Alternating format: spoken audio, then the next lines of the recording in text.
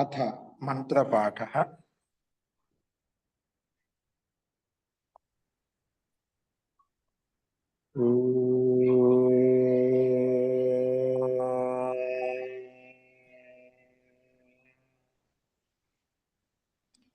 सहनाववतु सहनौ भुनक्तु सह वीर्यं करवावहै तेजस्विनावधीतमस्तु मा विद्विषावहै। ओम शांति शांति शांति।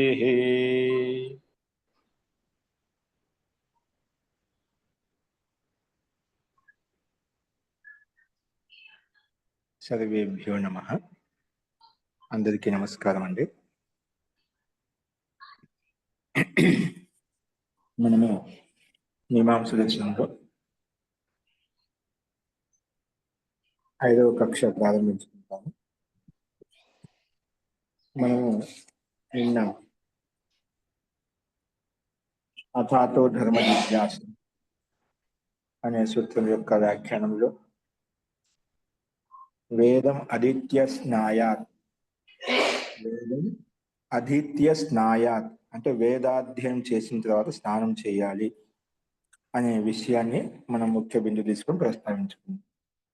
అంటే వేదాధ్యయనం తర్వాతనే మనం స్నానం చేయాలి అనే వాక్యంలో మనకు వేదాధ్యయనం ఆనంతర్యం అంటే వెంటనే స్నానం చేయాలి అని చెప్పి ఇక్కడ వాక్యార్థం మేము చెప్పలేదు. వేదం అధ్యయనం చేసి ధర్మ జిజ్ఞాస చేయాలి, దానికి ముఖ్య తాత్పర్యం. ధర్మ జిజ్ఞాస ఎప్పుడు కలుగుతుంది? వేదాధ్యయనం తర్వాత కలుగుతుంది చెప్పడం ముఖ్య ఉద్దేశం. వెంటనే కలుగుతుందని చెప్పి దానికి ప్రతిషేధించలేదు, ఆ రకంగా వాక్యం చెప్పలేదు అని చెప్పి ఇక్కడ ఈ రకంగా మనం ప్రస్తావించుకున్నాం. అక్కడ వేదాధ్యయనం తర్వాత ఒకవేళ మధ్యలో పూర్వపక్షికి అభిప్రాయం ఏంటంటే వేదాధ్యయనం తర్వాత వెంటనే ధర్మ జిజ్ఞాస కలగాలి అని ఆ విధి వాక్యం ప్రకారంగా అదేవిధంగా ఆచరించాలి అన్నట్లయితే వేదమే అనర్థకమైపోతుంది. అంటే వేదాధ్యయనం తర్వాత వేద విచారణ చేయకపోతే, వేద చింతన చేయకపోతే, ధర్మ జిజ్ఞాస చేయకపోతేనా, ధర్మ జిజ్ఞాస విచారణ అన్నమాట. ధర్మ గురించి విచారించాలి, ఏం చదువుకున్నది అది విచారించుకోవడం. అది చేయకపోతే వేదమే అనర్థకమవుతుంది. ఎందుకంటే వేదంలో విధి నిషేధ వాక్యాలు కర్తవ్య కాబట్టి వీటిని తెలుసుకోకుండా చేసినట్లయితే వ్యక్తిగత హాని కలుగుతుంది, నష్టం కలుగుతుంది. కాబట్టి ఇక్కడ మనకు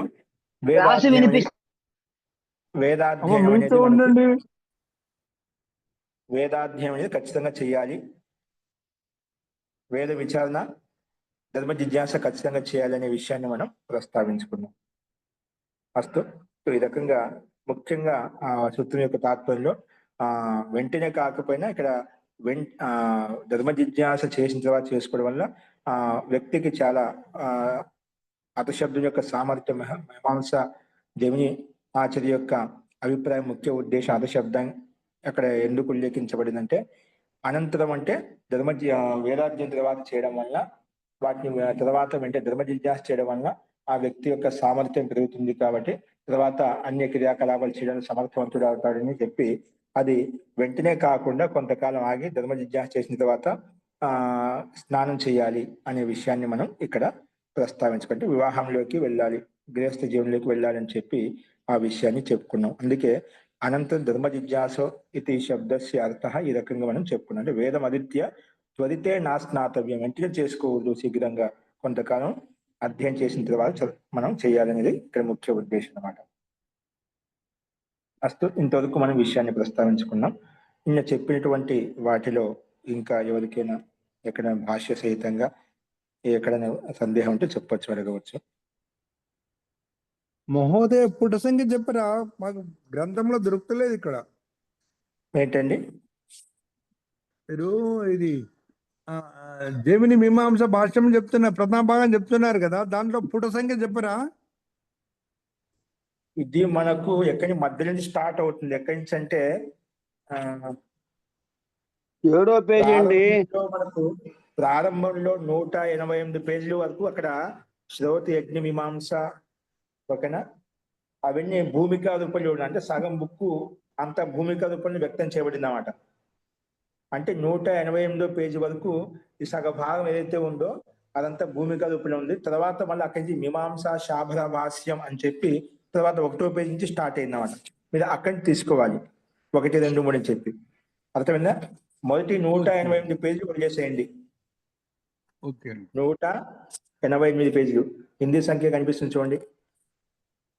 అది నేను చెప్పడం మీకు తెలుసు అనుకున్నాను. అందరికీ అలాగే పుస్తకాల దగ్గర ఉన్న వాళ్ళకి అర్థమవుతుంది ఎక్కడి నుంచి చెప్తున్నాం అనేది. అర్థమవుతుందండి. అదే నాకు అర్థం కావడం లేదు. అందు గురించి పుస్తకం ఎక్కడ ప్రభాకర్ గారు 8వ పేజీకి రండి మహోదయ. గురువు గారు చెప్పేది 8, 9లో ఉంది. ఇప్పుడు 7, 8. ఓకే అండి, ధన్యవాదం. చూశాను. ధన్యవాదాలు. స్టార్ట్ అవుతుంది అక్కడ మొత్తం వ్యాఖ్యానం. ఓకేనా?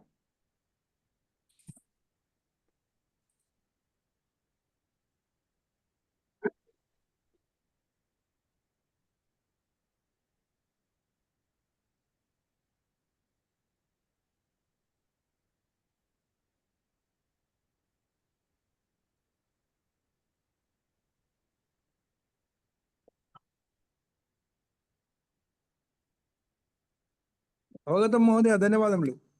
అస్తు జీ. ఇక్కడ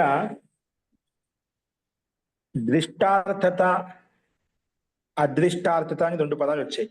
ఇక్కడ దృష్టార్థత అంటే అక్కడ దృష్టార్థత అనేది నష్టం అయిపోతుంది.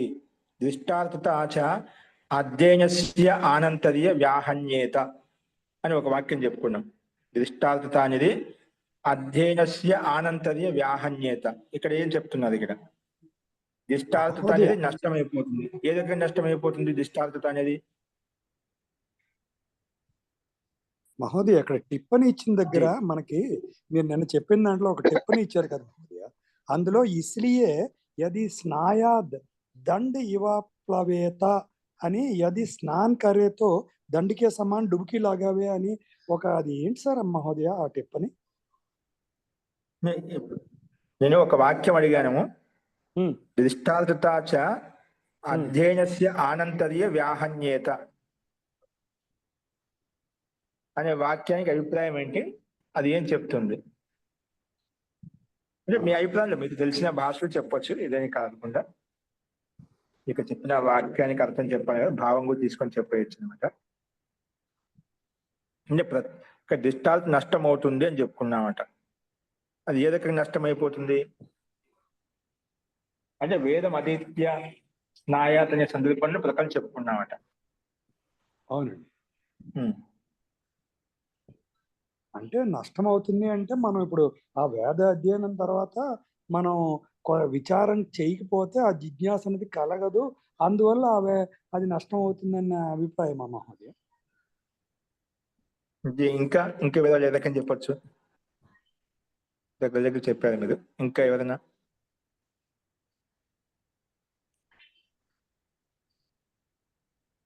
అంటే ఇక్కడ మనం ఏం చెప్పుకున్నామంటే వేదాధ్యయనం తర్వాత ఆనంతర్యానికి అర్థం ఏం చెప్పుకున్నాం?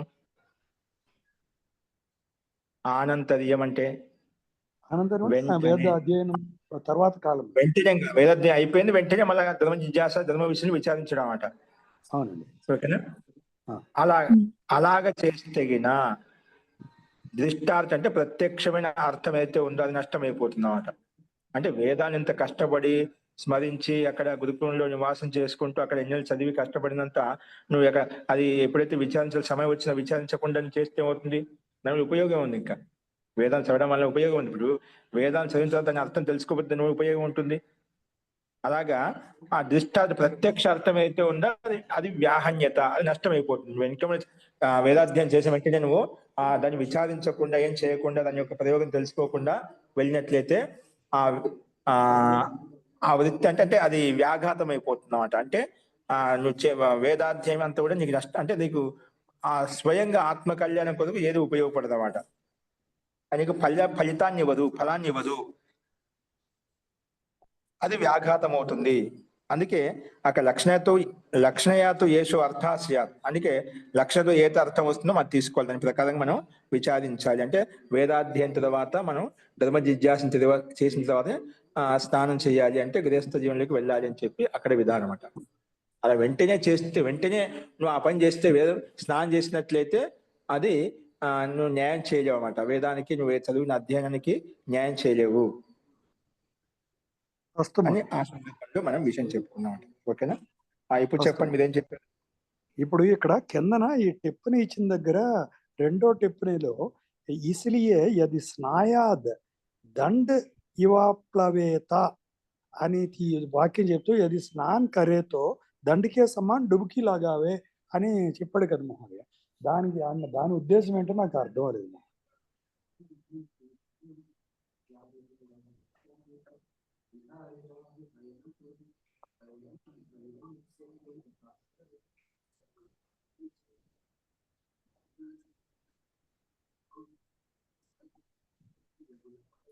ఇక్కడ ब्रह्मचारी के शरीर अलंकरण दृष्टि से किए जाने वाले स्नान आदि कुछ कार्यों के निषेध किया है. సామాన్య బ్రహ్మచర్య కాలంలో ఉన్నంత వరకు బ్రహ్మచారికి విశేష స్నానం అంటే సామాన్యంగా శుద్ధి కొరకు స్నానం అనేది సహజంగా ప్రాప్తమైంది. దానికోసం స్నానం చేయాలని అప్పటి వేదం ఆదిత్య స్నాయాత్ అని చెప్పినా ఇక స్నాన శబ్దం తాత్పర్య శుద్ధి అని తాత్పర్య సామాన్య అర్థం కాదు.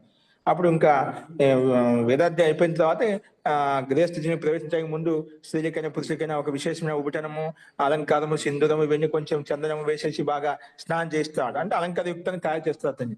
అవన్నీ అవసరం అక్కడ గృహస్థ జీవనంలో. అలాగే అక్కడ గృహస్థ అవస్థలో ఉన్న బ్రహ్మచర్య అవస్థలో ఇవన్నీ ఉండవట. కానీ సమావర్త సంస్కారం అయిపోయిన తర్వాత గృహంలోకి వెళ్ళిపోయిన తర్వాత ఇవన్నీ వాళ్ళు ఆ రకంగా చేస్తారు అన్నమాట.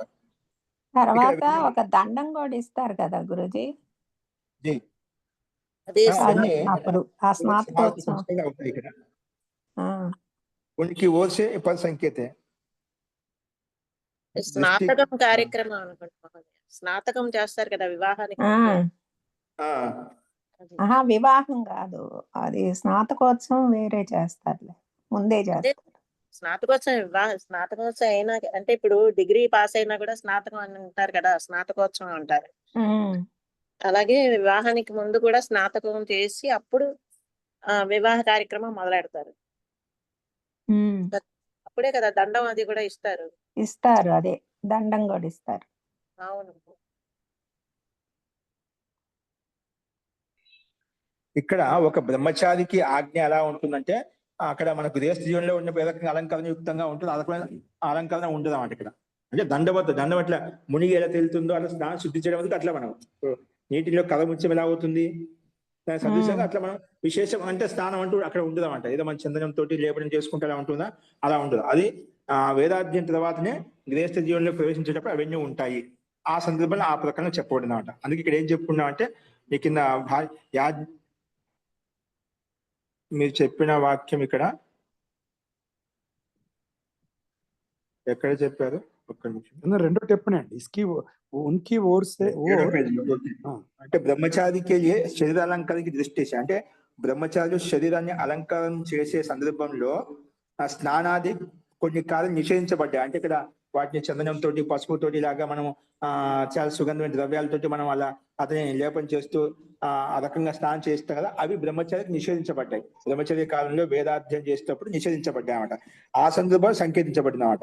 సామాన్యంగా శరీర శుద్ధి కొరకు స్నానం చేయాలి, సహజంగా ప్రాప్తమైనది, సామాన్య అందరూ చేస్తామట.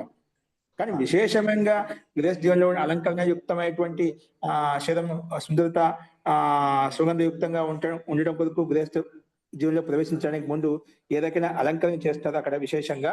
అంటే అక్కడ ముఖానికి కావాల్సినటువంటి శరీరానికి కావాల్సినటువంటి అన్ని రకాలుగా సుగంధ ద్రవ్యాలను ఉపయోగిస్తారో అటువంటివన్నీ ఆ బ్రహ్మచారికి ఉండవు.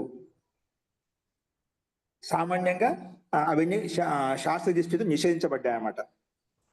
అందుకే ఒక స్నానం చేయవంటే ఎలా చెప్పావంటే స్నానం అక్కడ సామాన్య దండవత్ ఏది స్నాయ దండ యువ ఆప్లవేత్ అంటే దండ ముంచి వెంటనే ఎంక తేలిపోతున్నాడు. అలాగే సామాన్యంగా శుద్ధి కొద్దికి ఎంతైతే అవసరమో అలాగే చేసుకుంటారు బ్రహ్మచారులు.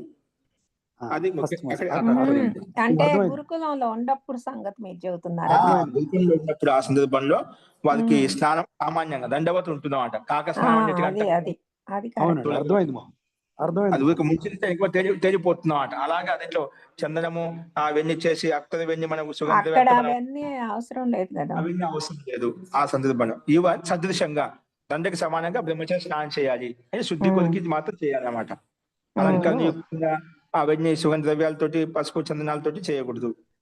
అంటే అలంకరణ నిషేధించబడింది కదా ఇక్కడ. నేను ఇక్కడ దండ అన్నది దండన అంటున్నాడేమో అని తీసుకున్నాను మహోదయ, అందువల్ల కన్ఫ్యూషన్ వచ్చింది. థ్యాంక్ యూ మహోదయ. అస్తు. సో అందుకే మనం ధర్మ జిజ్ఞాస అనేది వేదాధ్యయనం తర్వాతనే కలుగుతుందనే విషయాన్ని మనం ప్రస్తావించుకున్నాం. అంటే అది ఖచ్చితంగా చేయాలి. అటువంటి ధర్మ జిజ్ఞాస వేదాధ్యయనం తర్వాత కలుగుతుందని కూడా మనం విశేషంగా ప్రస్తావించాలి. ఇది అత శబ్దానికి అర్థం చెప్పుకున్నాం. అత తర్వాత ధర్మ జిజ్ఞాస, ధర్మ విషయాన్ని విచారించాలి అని చెప్పుకుంటాం. తర్వాత అంటే దేని తర్వాత అనే విషయాన్ని అత శబ్దాన్ని తీసుకొని ఇప్పుడు మనం ప్రస్తావించుకుంటాం. చూడండి, ఇప్పుడు అథాతో ధర్మ జిజ్ఞాస, అథాతో అని చెప్పిన అథ మొట్టమొదటి పదము, రెండో పదం అతహ, మూడో పదం ధర్మ జిజ్ఞాస. అంటే ఇప్పుడు రెండో పదం అంటే అత అంటే ఈ కారణం చేత, అథ మొదటి పదం అవుతుందో తరువాత ఈ కారణం చేత, అథ తరువాత ధర్మ జిజ్ఞాస కలుగుతుంది. ఈ కారణం చేత, ఈ కారణం చేత, ఈ కారణం అంటే ఏమిటి? ఈ కారణం చేత అంటే ముందు ఏదో కారణం చెప్పబడింది అన్నమాట. చెప్పబడింది కాబట్టి ఇక్కడ అత శబ్దం ఇవ్వబడింది అన్నమాట. అంటే ముందు ఆ మహర్షి రకంగా అత శబ్దం ఉపయోగించండి, ముందు ఏదో చెప్పబడింది అన్నమాట. అది ముందు శాస్త్రాలు అనేక శాస్త్రాలు చెప్పు, ఇది ఒక శాస్త్రం కాదు కదా, అనేక శాస్త్రాలు చెప్పబడింది అన్నమాట. అందుకే ఈ కారణం చేత తరువాత ధర్మ జిజ్ఞాస కలుగుతుంది, ధర్మ జిజ్ఞాస చేయాలి అనే అర్థం ఇక్కడ వస్తుందన్నమాట. అదే ఆ అత శబ్దానికి ఈ కారణం చేత అనే పదానికి ఏ అర్థం తీసుకోవాలి, ఈ కారణం చేత అనే అర్థం ఎలా వస్తుంది, ఆ విషయంలో మనకు రెండో పదం తీసుకుని మనం చెప్పుకుంటున్నాం అన్నమాట. అసలు ఈ కారణం చేత అనే అర్థం ఎలా వస్తుంది అది చూడండి. సో అథాతో ధర్మ జిజ్ఞాస రెండో పదం అతః శబ్దాన్ని తీసుకుని ఇక్కడ విచారించబడుతుంది. అతః శబ్దో వృత్తస్య అపదేశకో హేత్వర్థః, వృత్తస్య అపదేశకో హేత్వర్థః. ఇక్కడ అథ శబ్దం అనేది, అతః శబ్దం అనేది వృత్తస్య మనం ముందు చెప్పుకున్నదా తరువాత అని చెప్పి, అంటే ఏదో ఒక వ్యాపారం చేసాము, దాని తర్వాత అనంతరం మనకు ధర్మ జిజ్ఞాస కలుగుతుంది చెప్పుకున్నాం. హేతు అంటే ఒక వృత్తం అంటే వ్యాపారం చెప్పుకున్నాను. అది ఇక్కడ అత శబ్దం కూడా వృత్తస్య అపదేశకో, వృత్తస్య అంటే జాయమానస్య వచనం, అంటే ముందు జాతమైనటువంటి విషయం, అంటే ముందు ఒక విషయం చెప్పుకున్నాం తెలుసు అన్నమాట. ఆ విషయం మనకు ఆ విషయంలో అపదేశక అంటే అది ఉపదేశిస్తుంది, ఆ కారణం చెప్తుంది.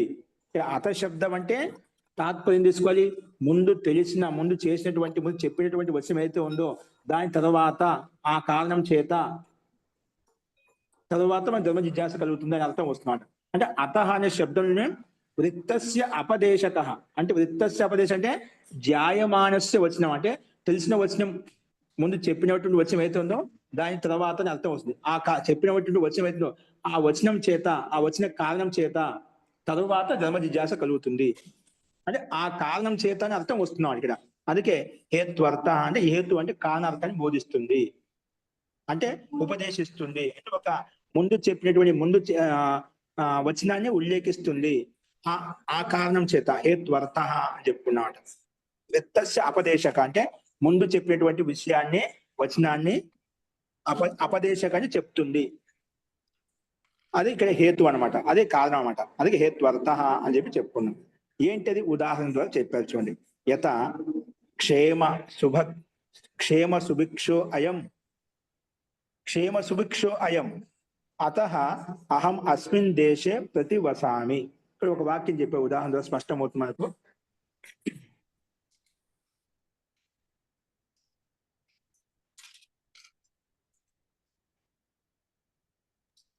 ఇక్కడ మనకు ఉదాహరణ స్పష్టంగా క్షేమ సుభిక్షో అయం అతః అహం అస్మిన్ దేశే ప్రతివసామి. అంటే క్షేమం అంటే ఇక్కడ క్షేమంగా ఉంది, సుఖకరంగా ఉంది. అలాగే ఈ స్థానంలో, ఈ దేశంలో సుభిక్ష అంటే భిక్షం అంటే అప్పుడు భిక్షాటన చేసే వాళ్ళ బ్రహ్మచారి సన్యాసి అంతా అక్కడ భిక్షం అనేది సహజంగా ఉపలబ్ధం అవుతుంది. సుభిక్ష అంటే అక్కడ అన్ని రకాలుగా వసతులు, అన్ని రకాల ఆవాస వ్యవస్థ, అన్ని రకాలుగా భోజనాది వ్యవస్థ కూడా అన్ని రకాలుగా ఆ గ్రామంలో అన్ని సౌకర్యంగా ఉన్నాయి, అన్ని ఉపలబ్ధం అవుతున్నాయి అన్నమాట. అని ఈ దేశము ఉండటానికి అన్ని సౌకర్యంగా ఉన్నాయి. విద్య ఇప్పుడు అంటే అక్కడ దుర్భిక్షం లేకుండా అన్నాదికి ప్రబలంగా ఉంటూ విద్య వ్యవస్థ ఉంటూ వైద్య వ్యవస్థ ఉంటూ అన్ని రకాలుగా సుభిక్షంగా ఉంది, అన్ని రకాలుగా సమర్థవంతంగా ఉంది దేశం అన్నమాట. అందుకే ఈ దేశం ఈ రకంగా ఉంది కాబట్టి అస్మిన్ దేశే ప్రతివసామి, ఈ దేశంలో నేను నివసిస్తున్నాను అని ఇది వాక్యం చెప్పారు. ముందు వాక్యం ఏంటి ఇక్కడ? క్షేమ సుభిక్ష అని చెప్పున్నాం. క్షేమ సుఖకరంగా ఉంటుంది, సుభిక్షంగా ఉంటుంది, అంటే అన్ని రకాలుగా సౌకర్యాలు అక్కడ ఉన్నాయన్నమాట. అతహ, ఇక్కడ అత శబ్దం వచ్చుడు. అతహ అంటే ఈ కారణం చేత. ఏ కారణం చేత? ముందు చెప్పా క్షేమ సుభిక్ష అయం దేశ, ఈ దేశం ఎలా ఉంది? క్షేమకరంగా ఉంది, సుఖకరంగా ఉంది, సుభిక్షంగా ఉంది, అంటే అన్ని రకాల సదుపాయాలు, ఒక జీవన మనుగడకు కావాల్సినటువంటి అన్ని పదార్థాలు, ద్రవ్యాలు అన్ని పుష్కలంగా ఉన్నాయి, అన్ని సదుపాయంగా ఉన్నాయన్నమాట. అతహ ఈ కారణం చేత అస్మిన్ దేశే ప్రతివసామి, ఈ కారణం నేను నివసిస్తున్నాను. ఇప్పుడు అతహ అనే పదానికి ఏంటి? ముందు క్షేమ సుభిక్ష అయం, అయం అంటే అయం దేశ, అది ఈ కారణం ముందు చెప్పబడింది అన్నమాట. అందుకే ఈ దేశం ఈ కారణం చేత, అతహ అంటే ఈ కారణం చేత. ఏ కారణం చేత? క్షేమ సుభిక్ష అయం దేశ, ఇది క్షేమ సుభిక్షంగా ఉంది కాబట్టి ఈ దేశము అస్మిన్ దేశ ప్రతివసం, అందుకే ఈ దేశంలో నివసిస్తున్నా, ఈ దేశంలో ఉంటున్నాను. ఇప్పుడు ఇవన్నీ అక్కడ మనకు విద్యా సదుపాయం లేదు, చికిత్స లేదు, తినడానికి ఆహార పదార్థాలు ధాన్యాలు ఇవన్నీ లేవు, జల వ్యవస్థ సరిగా లేదు. అక్కడ మన దేశంలో ఉంటామా, నగరంలో ఉంటామా, ఆ గ్రామంలో ఉంటామా? ఉండవు అనమాట. కానీ ఇవన్నీ సదుపాయంగా సౌకర్యంగా ఉన్నాయి కాబట్టి ఈ దేశంలో ఉంటున్నాను అంటే ఉండటానికి ఇవన్నీ కారణం అన్నమాట. ఈ కారణం ఉంది చేత ఇక్కడ నివసిస్తున్నాను. ఇక్కడ వ్యాపారం బాగుంది, అన్ని పనులు చేసుకోవడానికి అన్ని సౌకర్యంగా ఉన్నాయి, అన్ని రకాల అందరూ కూడా ఉన్నారు, ఇవన్నీ కారణాలు ఉన్నాయన్నమాట. అందుకే అతహ ఈ కారణం చేత క్షేమ సుభిక్షంగా ఈ దేశం ఉంది కాబట్టి అస్మిన్ దేశే ప్రతివసామి, ఈ దేశం నివసిస్తున్నాము. ఇక్కడ అతహ పదం ఏ విధంగా ముందు కారణాన్ని బోధించిందో అలాగే అక్కడ కూడా అథ శబ్దం అనేది ఏదైతే ఉందో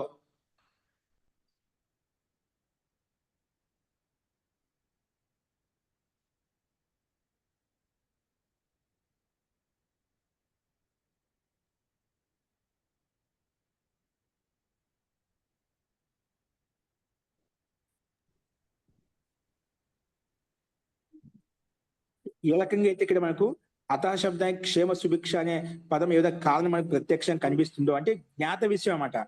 మనకి ఈ దేశంలో ఉంటున్నామంటే మనకి ఇది తెలుసు, ఇవన్నీ సౌకర్యంగా ఉన్నాయి, అందుకే ఇదంతా తెలిసిన విషయం అంట. అలాగే అథ శబ్దం ఏదైతే ఉందో అథాతో ధర్మ జిజ్ఞాసులో ఆ తర్వాత అంటున్నామంటే దేని తర్వాత? ఈ కారణం తర్వాత అంటే ఇక్కడ ముందు వేదాధ్యయనం తర్వాత ఈ కారణం తెలుసు అనమాట, ఈ జ్ఞాతం అనమాట, అంటే మనకు తెలిసిన విషయం అన్నమాట. అందుకే ఈ కారణం చేత అనే అర్థం వస్తున్నాం ఇక్కడ. అందుకే ఇక్కడ మనకు ఉండటానికి అతహ అనే పదంలోనే మనకు కారణం చెప్పబడింది. ఈ కారణం చేత నేను ఇక్కడ ఉంటున్నాను, ఈ కారణం చేత ఈ వేదాధ్యయనం కారణం చేత నేను ధర్మ జిజ్ఞాస చేయగలుగుతున్నాను, ధర్మ విషయాన్ని విచారించగలుగుతున్నాను. వేదాధ్యయనం లేకపోతే ధర్మ జిజ్ఞాస చేయలేను అని అర్థం ఆటోమేటిక్గా వచ్చేస్తుందన్నమాట. అదే విషయాన్ని ఇక్కడ చెప్పారు. ఏవం అధీతో వేదో ధర్మ జిజ్ఞాసాయం హేతు జ్ఞాత. అందుకే వేదం అధీత అంటే అధీత వేద అంటే ఎవరైతే వేదాన్ని అధ్యయనం చేశారో వారికి మాత్రం ధర్మ జిజ్ఞాసలో విచారణ కలుగుతుంది, ఆలోచన కలుగుతుంది. ఇది హేతు జ్ఞాత, హేతుడి కారణం అది తెలుసు అనమాట. అంటే ధర్మ జిజ్ఞాస కలుగుతుందంటే ముందు అధీత వేద అంటే వేదాన్ని అధ్యయనం చేశాడు కాబట్టే ఈ ధర్మ జిజ్ఞాస చేయగలుగుతున్నాడు, ధర్మ జిజ్ఞాస చేస్తున్నాడు, విచారణ కలుగుతుంది. అది హేతు ఇక్కడ మనకు తెలుసు అనమాట. అందుకే ఈ కారణం చేతనే తర్వాత ధర్మ జిజ్ఞాస కలుగుతుంది అని చెప్పి మనకు సూత్రం యొక్క అర్థం చెప్పుకున్నాం. ఓకేనా?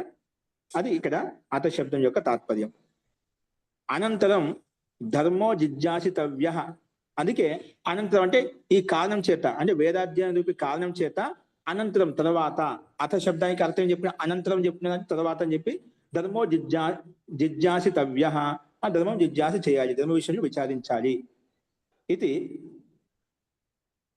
జిజ్ఞాసితవ్య ఇది. అందుకే అతః శబ్దస్య సామర్థ్యం. అందుకే ఇక్కడ ఇతి శబ్దంతో కామ తీసుకో కంటిన్యూ పదం అంట. జిజ్ఞాసితవ్య ఇది అతః శబ్దస్య సామర్థ్యం. అందుకే అతః శబ్దానికి సామర్థ్యం ఉన్నమాట. అతః అంటే ఈ కారణం చేత. ఏ కారణం చేత? వేదాధ్యయన రూపి కారణం చేత ధర్మ జిజ్ఞాస కలుగుతుంది. ఏ రకంగా అయితే అయం దేశ క్షేమ సుభిక్ష దేశ, ఈ కారణం చేత ఈ దేశంలో నేను ఉంటున్నాను, నివసిస్తున్నాను. అలాగే కారణం అత శబ్దంలోనే కారణం జ్ఞాతం అంటే కారణం తెలుసు అనమాట. ఆ తెలుసు కాబట్టి మహర్షి జైమిని ఆ కారణం ముందు చెప్పుకున్నాం కాబట్టి అందుకే డైరెక్ట్గా ఇక్కడ ఆ పదాన్ని ఉల్లేఖించలేదు అన్నమాట. ఇప్పుడు సామాన్యంగా నేను ఈ దేశంలో ఉంటున్నా అంటే ఈ దేశంలో అన్ని రకాలుగా సౌకర్యంగా ఉంది, అన్ని రకాల వ్యాపారం చేసుకోవడానికి, జాబ్ చేసుకోవడానికి, డబ్బులు సంపాదించుకోవడానికి అన్ని రకాల సౌకర్యం ఉండేది. అది ఆటోమేటిక్ అర్థం అండర్స్టూడ్ అన్నమాట, మరి చెప్పాల్సిన అవసరం లేదు. అలాగే మహర్షి జైమిని కూడా ఇవన్నీ శాస్త్రంలో ప్రతిపాదించారు కాబట్టి, వర్ణించారు కాబట్టి అందుకే అథాతో ధర్మ జిజ్ఞాస, ఈ కారణం చేత ఆ తర్వాత ధర్మ జిజ్ఞాస కలుగుతుంది అని చెప్పి ఇక్కడ ప్రస్తావించారు. అందుకే అథ శబ్దానికి ఇక్కడ కారణం మనకు తెలిసిన కారణం, జాతమైన కారణం ఇక్కడ శబ్దం ద్వారా తెలుస్తుంది. అది ఇక్కడ మనం స్పష్టం. అది ఈ అథ శబ్దానికి సామర్థ్యం కూడా అదే అనమాట. అందుకే అథ శబ్దస్య సామర్థ్యం. తర్వాత ఏం చెప్పారు? ధర్మాయ హి వేదవాక్యాన్ని విచారయితుం అనధీతో వేదో నాశక్నుయాత్. ధర్మాయ హి వేదవాక్యం. వేదవాక్యం ఏంటి? వేదవాక్యం అర్థం చేస్తున్నాం, ధర్మం కొద్దిగా చేస్తున్నమాట. వేదార్థం చేస్తున్నాం, వేదాన్ని స్మరిస్తున్నాం, చదువుతున్నాం అంటే ధర్మాయ, ధర్మం కొద్దిగా మనం చదువుతున్నాను. వేదాధ్యం ముఖ్య ప్రయోజనం ఏంటంటే ధర్మ విచారణ చేయడం కొద్దిగా, ధర్మ విషయంలో ఆచరించడం కొద్దిగా చెప్తున్నామట. అందుకే ఈ ధర్మ విచారణ చేస్తున్నా అంటే అక్కడ వేదాధ్యయనం జరిగిందన్నమాట. వేదాధ్యయనం తెలుసు, వేద విషయంలో ఆ జ్ఞానం ఉంది, అందుకే ఇవన్నీ క్రియాకలాపాలు చేస్తున్నామట. అందుకే ధర్మాయ హి వేదవాక్యాన్ని విచారయితుం. వేదవాక్యాన్ని విచారిస్తున్నామంటే ధర్మ విషయంలో ధర్మం కొద్దికే మనం చేస్తున్నామని చెప్పి తెలుస్తున్నామట. అందుకే వేదవాక్యాలు ధర్మాయ ధర్మాన్ని విచారించడం కొద్దికే వేదవాక్యాలు ఉన్నాయి. అనధీత వేదో నాశక్నుయాత్. ఏవైతే అనధీత ఏవైతే వేదాధ్యయనం చేయలేదో నాశక్నుయాత్, ధర్మం నాశక్నుయాత్ అంటే ధర్మ విషయంలో ఎవరు చింతన చేయలేదు, ధర్మ విషయంలో విచారించలేదు. అనధీత వేదో అంటే వేదాన్ని ఎవరైతే అధ్యయనం చేయలేదో నాశక్నుయాత్ అంటే ధర్మ విషయంలో విచారించడము అతను చేయలేడు, ధర్మాన్ని గురించి ఆలోచించలేడు, ఏం చేయాలి, ఏం చేయకూడదు, ధర్మం ఏంటి, అధర్మం ఏంటి, సత్యం ఏంటి, న్యాయం ఏంటి, ఇలాగా సత్య అసత్య విషయం, ధర్మాధర్మ విషయంలో, న్యాయ అన్యాయ విషయంలో ఏది విచారించుకోలేదన్నమాట. అధీత వేద, వేదాన్ని అధ్యయనం చేసేది వారు మాత్రం ధర్మ విషయంలో యథార్థంగా కరెక్ట్ గా వాస్తవికాన్ని తెలుసుకొని దానికి అనుగుణంగా ఆచరించుకోగలుగుతారు అన్నమాట. ఈ రకంగా ధర్మపూర్వకంగా నడవడం లేదంటే వాళ్ళకి వేద జ్ఞానం, శాస్త్ర జ్ఞానం అతనికి లేదు, ఆ సంస్కారం లేదని చెప్పి మనకు తెలుస్తుందన్నమాట. అంటే అదొకటి విద్య లేదు, అటువంటి స్థితి లేదని చెప్పి మనకు అర్థమవుతుంది. అందుకే అనధీత వేదో నాశక్నుయాత్, ధర్మ విషయంలో విచారించే శక్తి అతనిలో ఉండదు, చేయలేడు అని చెప్పి చెప్పుకున్నాం. అత ఏతస్మాత్ కారణాత్ అనంతరం ధర్మం జిజ్ఞాసితుం ఇచ్చేత్. అందుకే అత శబ్దం సూత్రంలో ఉన్నదా అత అందుకే ఏతస్మాత్ ఈ కారణం చేత అనంతరం అంటే అత శబ్దానికి ఏంటి? ఈ కారణం చేత. ఏ కారణం చేత? ఈ కారణం చేత అంటే అటు తెలుసు అన్నమాట. ఏది? వేదాధ్యయనం తర్వాతనే, వేదాధ్యయ కారణం చేతనే ధర్మం జిజ్ఞాసితుం ఇచ్చే, ధర్మ విషయం తెలుసుకోవడానికి ఇష్టపడాలి. ఇత్యతః ఇది అతః శబ్దస్య అర్థ. ఇదే ఇక్కడ ఈ అత శబ్దానికి అర్థం అన్నమాట. అత శబ్దం అంటున్నాం అంటే తెలిసిన అర్థాన్ని తీసుకొని ఇక్కడ అత శబ్దం ప్రయోగించబడింది. అతః ఈ కారణం చేతనే నేను తర్వాత ధర్మ జిజ్ఞాస విషయంలో విచారించగలుగుతున్నాను. ఈ కారణం చేత అనగానే ఈ కారణం ముందే చెప్పబడింది, అది తెలిసిన విషయం కాబట్టి ఈ కారణం డైరెక్ట్ చెప్పుకున్నమాట. శాస్త్రం అనేక చోట్ల చెప్పబడింది అన్నమాట, ఇలా ఉంటే నేను ధర్మ జిజ్ఞాస చేయగలుగు అని చెప్పి. అందుకే అత శబ్దం చేత డైరెక్ట్ గా చెప్పబడింది. అది అత శబ్దానికి అర్థం చెప్పుకున్నాం. ఓకే, అర్థమైంది స్పష్టం. ఇప్పుడు అథ మొట్టమొదటి పదానికి అనంతరం చేసుకున్నాము, రెండో పదానికి అతః అన్వయం చేసుకుంటే ఈ కారణం చేత తరువాత ధర్మ జిజ్ఞాస కలుగుతుంది అని చెప్పి అర్థం వస్తుంది. ఓకేనా? ఇప్పుడు అత శబ్దం విషయంలో విచారించుకున్నాం. ఇప్పుడు ఏంటి? మూడో పదం ఏంటి? ధర్మ జిజ్ఞాస. ధర్మ జిజ్ఞాస విషయంలో విచారించుకున్నాం. అది ధర్మ జిజ్ఞాస అంటే ఏమిటి అంటే దానికి ఒక నిర్వచనం లాగా చెప్పేది కదా. ధర్మాయ జిజ్ఞాస, ధర్మ జిజ్ఞాస, ధర్మం కొరకు జిజ్ఞాస అంటే ధర్మం విషయం విచారించడానికి జిజ్ఞాస తెలుసుకోవాలి, కోరిక, ఆకాంక్ష. అందుకే దాని ధర్మ జిజ్ఞాస. ధర్మం కొరకు అయితే జిజ్ఞాస కలుగుతుందో దాని ధర్మ జిజ్ఞాస అనుకున్నాయి. సాహి ఆ విషయం ఓపెన్ చేసేదో సా అంటే ఆ జిజ్ఞాస తస్య జ్ఞాతుమిచ్చే, తస్య అంటే తస్య ధర్మస్య జ్ఞాతుమిచ్చ, ఆ ధర్మాన్ని తెలుసుకోవడానికి కోసమే ఆ ఇచ్చ కలుగుతుంది, ఆకాంక్ష కలుగుతుంది, ఆ ప్రేరణ కలుగుతుంది అన్నమాట. ఏది? ఆ జిజ్ఞాస ఏ విషయంలో?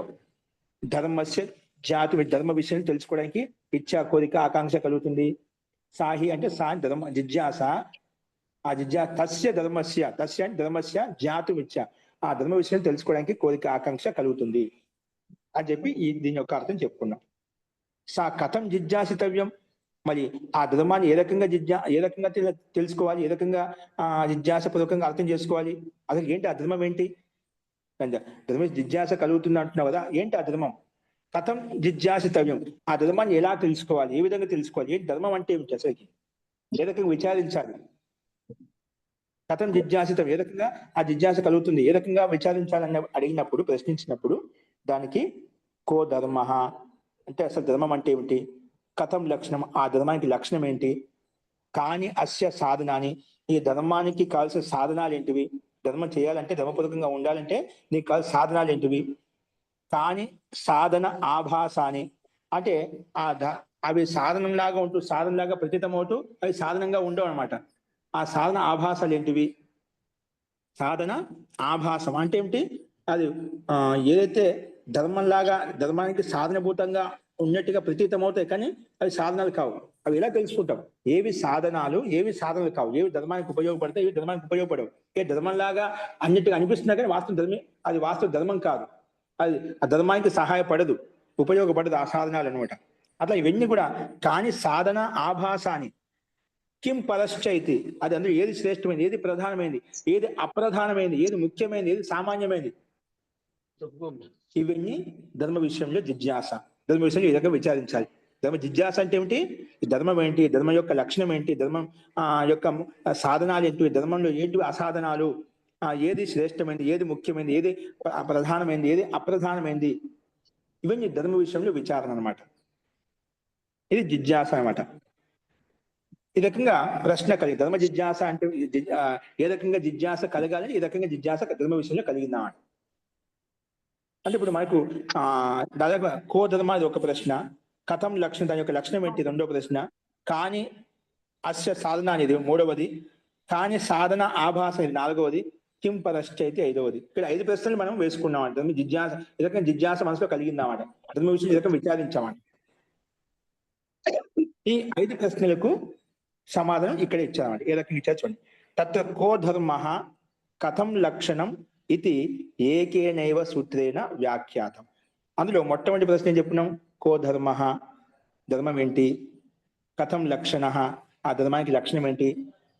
ఆ మొట్టమొదటి 2 ప్రశ్నలకు తత్ర కో ధర్మ కథం లక్షణ ఇది ఏకేనైవ సూత్రేణ వ్యాఖ్యాతం. ఈ 2 ప్రశ్నలకు ఒకే సూత్రం ద్వారా సమానం చెప్పబడింది. ఈ 2 ప్రశ్నలకు ఇది ఏకేనైవ సూత్రేణ వ్యాఖ్యాతం, ఒకే సూత్రం ద్వారా సమానం చెప్పేశాం. ఏంటి ఆ సూత్రం అంటే చోదనా లక్షణో అర్థో ధర్మ, చోదన లక్షణో అర్థ ధర్మ. దాన్ని మనం సూత్ర రూపంలో చూసినట్లయితే చోదనా లక్షణో అర్థో ధర్మ. ధర్మం అంటే ఏమిటి? అర్థ. ధర్మం అంటే ఏమిటి? కో ధర్మ అంటే అర్థ ధర్మ. కో ధర్మ ప్రశ్న వేశారు కదా, కో ధర్మ అంటే అర్థో ధర్మ. ధర్మం ఏంటి? అర్థమే ధర్మం. ఏ అర్థము? అర్థం అంటే ఇక్కడ వేదానికి వ్యాఖ్యానభూతమైన బ్రాహ్మణ గ్రంథాలు ఏవైతే ఉన్నాయో, ఉపనిషత్తు దృష్టాంతాలు ఏవైతే ఉన్నాయో, ఉపనిషత్తులు ఏవైతే ఉన్నాయో, అక్కడ బ్రాహ్మణ వాక్యాలలో బ్రాహ్మణ వాక్యాలు ఏవైతే ఉన్నాయో, బ్రాహ్మణ వచనాలు ఏవైతే ఉన్నాయో, అక్కడ వాటికి వేదాలకు బ్రాహ్మణభూత గ్రంథాలకు ఏవైతే అర్థాలు చెప్పబడ్డాయో, అంటే అక్కడ సందర్భాన్ని బట్టి భిన్న సందర్భంలో భిన్న అర్థాలు చెప్పబడ్డాయి కదా, వాటి యొక్క అర్థం వాటికి తెలుసుకొని అక్కడ ఏ సందర్భంలో ఆ వాక్యానికి ఆ పదానికి ఏ అర్థాలు చెప్పబడ్డాయో, ఏ సందర్భంలో చెప్పబడ్డాయో దానికి అనుగుణంగా నడుచుకోవడమే, ఆ అర్థాన్ని తెలుసుకొని యథార్థంగా జీవించడమే అది ధర్మము. అది ధర్మం అంటే ధర్మం అంటే అర్థ ధర్మ. ఇప్పుడు చోదన లక్షణం అర్థో ధర్మ అని చెప్పాం. అర్థో ధర్మ, అర్థం అంటే ఏంటి? అక్కడ బ్రాహ్మణ వాక్యాలకు వచనాలకు ఏవైతే అర్థాలు ఉన్నాయో, ఆ అర్థాలు వేదానికి ఏదైతే అర్థం ఉందో, బ్రాహ్మణ గ్రంథాలకు ఏవైతే అర్థాలు ఉన్నాయో, మన దర్శన శాస్త్రం ఏవైతే అర్థాలు చెప్పబడ్డాయో, అవి శాస్త్రంలో బ్రాహ్మణ గ్రంథాల్లో వేదాలలో ఏవైతే అర్థాలు చెప్పబడ్డాయో అర్థాలను యథార్థంగా తెలుసుకొని వాటిని ఆచరించడమే ధర్మము. వేదంలో మనకు ధర్మాధర్మకు చెప్పబడ్డామంట. వాటి యొక్క ధర్మాన్ని తెలుసుకొని వాటి యొక్క అర్థాన్ని తెలుసుకొని ఆచరించడమే ధర్మము. అది అందుకే కో ధర్మ అంటే అర్థ ధర్మ. అర్థమైంది? అర్థ అంటే ఆ అర్థం తెలుసుకొని ఉండాలి. అర్థం తెలియకుండా మనం ಕೆಲವು వచనాలు మన దగ్గర దాని యొక్క అర్థం తెలియదు, దానివల్ల ప్రయోజనమే ఉంటుంది అన్నమాట. అందుకే వేద విచారణ చేయాలి. ధర్మ లక్షణ అంటే ధర్మ విచారణ చేయాలి, ధర్మ విషయంలో జిజ్ఞాస ఉండాలి. కేవలం వేదాన్ని అధ్యయనం చేసాము, శాస్త్రాలు అధ్యయనం చేసుకున్నాము, వాటి పట్ల విచారణ లేదనుకోండి, అది మనకు ఫలాన్ని ఇవ్వదు, సద్య ఫలాన్ని ఇవ్వదు అనమాట. అది ఉపయోగపడదు అనమాట. అన్ని ఉన్నా మన దగ్గర సమయానికి ఏది ఏ రకంగా ఉపయోగపడి తెలియదు అనమాట. అది కార్యకాలం ఉత్పన్నమైనప్పుడు మనం చెప్తుందా, కార్యకాల సముత్పన్ని నశా విద్య నా తద్ధనం అని. ధనం మన దగ్గర లేదు, విద్య మన దగ్గర లేదు, పుస్తకాల్లో చదివేశామని పుస్తకాలు పెట్టేసాము, అన్ని చదివేశాము, దాని యొక్క అర్థం తెలియదు, దాని యొక్క తాత్పర్యం తెలియదు. అప్పుడు ఏం చేస్తాం? అది నీ విద్య ఉపయోగపడదు, నీకు అధ్యయనం ఉపయోగపడదు. ఎవరి కాడ ఉంది దీనం పుస్తక కంఠంలో విద్య లేదు, పుస్తకంలో ఉంది. నేను పుస్తకం చూసి చెప్తాను, ఇక్కడ ఏం చెప్పానంటే అప్పటికి మన సమయం దాటిపోతుంది, ఆ కాలం దాటిపోతుంది, ఆ ఫలం కూడా దాటిపోతుంది అన్నమాట. అందుకే మనకు ఫల ప్రాప్తి కావాలంటే వాటి విచారణ, వాటి యొక్క ధర్మం ఏం చెప్పబడింది, శాస్త్రం ఏం చెప్పబడింది, ఏ విధి వాక్యాలు ఉన్నాయి, నిషేధ వాక్యాలు ఉన్నాయి, ధర్మ అధర్మ విషయం ఏది చర్చించబడింది, ఏది ప్రతిపాదించబడింది, ఇవన్నీ తెలుసుకొని విచారించినప్పుడు, ధర్మ జిజ్ఞాస చేసినప్పుడు అది మనకు ఫలాన్ని ఇస్తుంది అనమాట. అందుకే ఇక్కడ ఆ విషయంలో ఇవన్నీ మనం తెలుసుకోవాలి. అందుకే చోదన లక్షణం అర్థో ధర్మ, కహ ధర్మ అంటే అర్థో ధర్మ అని చెప్పుకున్నాం. రెండవ ప్రశ్న ఏంటి? కథం లక్షణ, దాని ఆ ధర్మానికి లక్షణం ఏంటి? లక్షణం అంటే అది చెప్పాడు. కానీ ఇక్కడ మనకు ఆ 2 వాక్యాలకు అర్థం వచ్చేసిన వాడే. ధర్మం ఏమిటి, ఆ ధర్మానికి లక్షణం ఏంటంటే ఈ 2 విషయాల్లో మనకు చోదన లక్షణం అర్థం ధర్మ అని చెప్పుకున్నాం. అంటే ఇక్కడ ధర్మం అంటే ఇక్కడ మాత్రం మనకు అంటే క్రియా ప్రవర్తకం, అంటే ఒక క్రియను చేస్తున్నాం, ఒక పని చేస్తున్నాం అంటే అందులో ఒక వచనం ఏదో ప్రేరేపించే వాక్యం ఉంటుందన్నమాట. ఒక వాక్యం మనకు ప్రేరేపిస్తున్నామట, అంటే ఒక వచనం ఏదో ప్రేరక వాక్యం ఉంటున్నాం. ఆ ప్రేరక వాక్యం ఉంది కానీ మనం చదవగలుగుతున్నాం. ఇప్పుడు మనకి గురువులు మనం ప్రేరేపించారు, ఈ మీమాంసాస్త్రం చదువుకోవాలి, దీనివల్ల మనకు జ్ఞానం యొక్క వృద్ధి కలిగి మోక్ష శాస్త్రమే వెళ్తాం, మోక్షశాస్త్రం ప్రయోజనం, ఆనందాన్ని పొందవచ్చు, సుఖాన్ని పొందవచ్చు. ఇది ఒక ప్రేరక వాక్యం ఉన్నమాట. అందుకే మన క్రియలు ఉత్పన్నమే. అంటే క్రియ ఏంటి?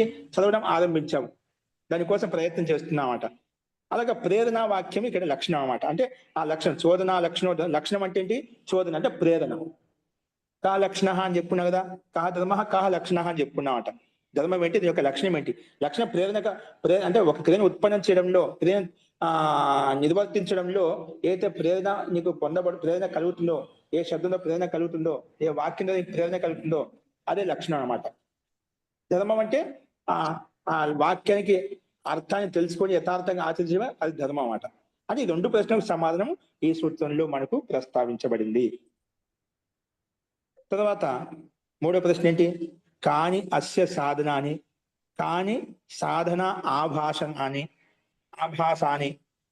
అంటే ఆభాసం అంటే ఇప్పుడు ఈ ఆభాసం దగ్గర న్యాయశాస్త్రం న్యాయాభాసం అంటాం. అంటే ఏదైతే ఉందో ఉన్నట్టుగా ఉండదు, కానీ మనం అలా అనిపిస్తుందండి. ఇప్పుడు పామును పట్టుకొని రాత్రి చీకట్లో ఉన్నాం, ఇది పామ తాడ లేక పాములాగా ఉందండి, ఆభాసం అలా అనిపిస్తున్నామట. వాస్తవం పాము కాదు, తాడులాగా ఉందండి, పామును తాడు అనుకుంటామట, అదే ఆభాసం. అంటే అలా అనిపిస్తున్నామట, వాస్తవికం కాదన్నమాట. అలా అటువంటి సందర్భం కూడా మనకు ఎదురవుతుందన్నమాట. అంటే ఇటువంటివి కాని అస్య సాధనాన్ని, కాని సాధన ఆభాసాన్ని, కిం పరశ్చతి, ఏది ప్రధానమైంది, ఏది ముఖ్యమైంది, ఇవన్నీ 3 ప్రశ్నలు మిగిలి ఉన్నాయి కదా. ఆ 3 ప్రశ్నలకు సమాధానం శేష లక్షణ వ్యాఖ్యాతం.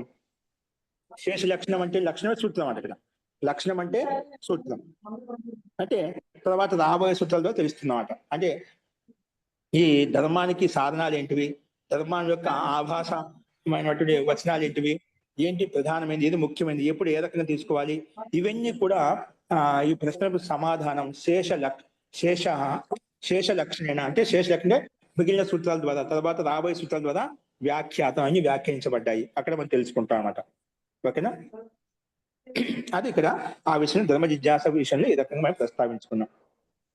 ఇప్పుడు అదే విషయంలో క్వా పురుష పరత్వం, క్వా పురుషో గుణభూత ఇది ఏతాసాం ప్రతిజ్ఞానం పిండస్య ఏతత్ సూత్రం అథాతో ధర్మ జిజ్ఞాస ఇది. అందుకే అథాతో ధర్మ జిజ్ఞాస ఏంటంటే క్వా పురుష పరత్వం అంటే ఆత్మ, పురుష గుణభూత అంటే గుణభూత అంటే ఇక్కడ గౌణ మీద ప్రధానం, అంటే పురుషుడికి ఏది ప్రధానమైంది, ఏది అప్రధానమైంది. ఇది ఏతాసాం ప్రతిజ్ఞానం. ఈ రకమైన అనేక రకాల ప్రతిజ్ఞలు చేశారు కదా సిద్ధాంతి ఇక్కడ ధర్మ విషయంలో. అవన్నీ కూడా పిండస్య ఏతత్ సూత్రం అంటే వాటన్నిటికి ప్రశ్నలకు, వాటన్నిటికీ సారభూతమైంది అథాతో ధర్మ జిజ్ఞాస అని చెప్పి. అంటే ఈ ధర్మ జిజ్ఞాస విషయం ప్రకారం చెప్పుకుంటారు ప్రారంభించిన అలాగే క్రమంగా వెళ్ళే కొద్దీ మనకు అన్ని ఒకదాని తర్వాత తెలుస్తాయన్నమాట. అంటే వీటికి సారభూతమైనటువంటిది అనమాట. అంటే పురుషుడికి ఏది ప్రధానమైంది, ఏది గుణభూతమైంది. గుణభూతం అంటే గుణం అంటే గౌణమైంది, అంటే అప్రధానమైంది. ఏది ప్రధానమైంది, ఏది అప్రధానమైంది. ఇది ఏతాసాం ప్రతిజ్ఞానం. వీటన్నిటికి ప్రతిజ్ఞలకు ఏవైతే ఉన్నాయో, ప్రతిజ్ఞ ఏవైతే చేశారో మానవ విషయంలో, ఇవన్నీ కూడా వీటన్నిటికీ సమాధానం. పిండస్య ఏతత్ సూత్రం అంటే వీటన్నిటికి సారభూతమైన పిండిభూతమైనటువంటిది ఈ సూత్రం. అంటే ఏ సూత్రం? అతాతో ధర్మ జిజ్ఞాస అని చెప్పి ఈ విషయంలో ధర్మ జిజ్ఞాస అయితే అని చెప్పి చెప్పుకున్నాను. అంటే వీటన్నిటికి సారభూతమైనది ఈ సూత్రము. అంటే వీటన్నిటికీ సమాధానం వీటి ద్వారా ఈ అతాత ధర్మ జిజ్ఞాస విషయంలో మనకు కలుగుతుంది, తెలుస్తుంది, తెలుసుకుంటాము అని చెప్పి ఇంతవరకు విషయాన్ని మనం ప్రస్తావించుకున్నాం. ఓకేనా? స్పష్టమైందా?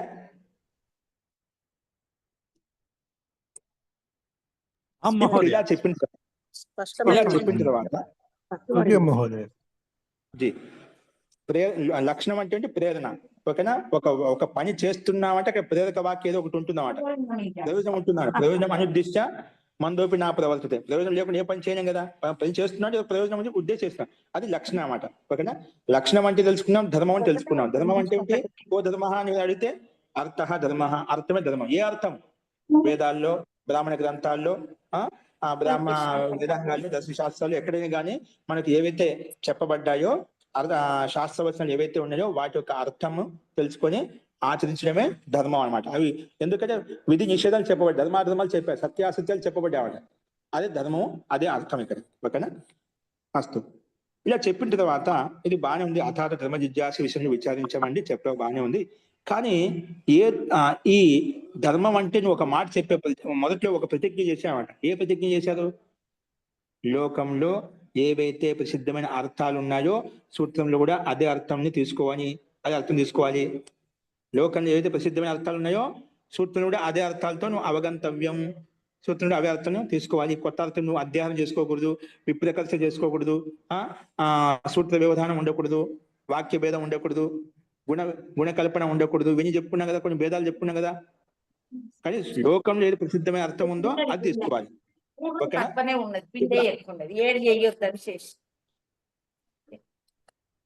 కృపయా మ్యూట్ లో పెట్టుకొని ఓపెన్ చేయొద్దు. చూడండి, ఇప్పుడు అప్పుడు ఆ విషయం చెప్తున్నామాట. ధర్మ ప్రసిద్ధోవా స్యాత్ అప్రసిద్ధో. నువ్వు ధర్మం గురించి చెప్తున్నావు కదా. ఏ ధర్మం? లోకంలో ప్రసిద్ధమైన ధర్మం గురించి తీసుకోవాలన్నా ధర్మ ప్రసిద్ధోవా స్యాత్ అప్రసిద్ధోవా. ఏ ధర్మం చెప్తున్నావు? లోకంలో ప్రసిద్ధమైన ధర్మం గురించి చెప్తున్నావా? లోకంలో ఏ ధర్మం ప్రసిద్ధంగా లేదో ఆ ధర్మం గురించి చెప్తున్నావా? నువ్వు ప్రశ్న కలుగుతుంది కదా. నువ్వు లోకంలో ఏదైతే ప్రసిద్ధమైన అర్థం ఉందో అదే అర్థాన్ని సూత్రంలో తీసుకోవాలి. ఇక్కడ కూడా అథాతో ధర్మ జిజ్ఞాస అనే సూత్రంలో ధర్మ శబ్దానికి అర్థము మనం లోకంలో ప్రసిద్ధమైన ధర్మం తీసుకోవాలన్నా లేదా అప్రసిద్ధోవా, లోకంలో ఏ ధర్మం అయితే చెప్పబడిందో అది ప్రసిద్ధంగా లేదా ఆ ధర్మం తీసుకోవాలన్నా ఏ ధర్మం తీసుకోవాలి అని పూర్వపక్షి ఇక్కడ ఈ రకంగా ప్రశ్నిస్తున్నామట.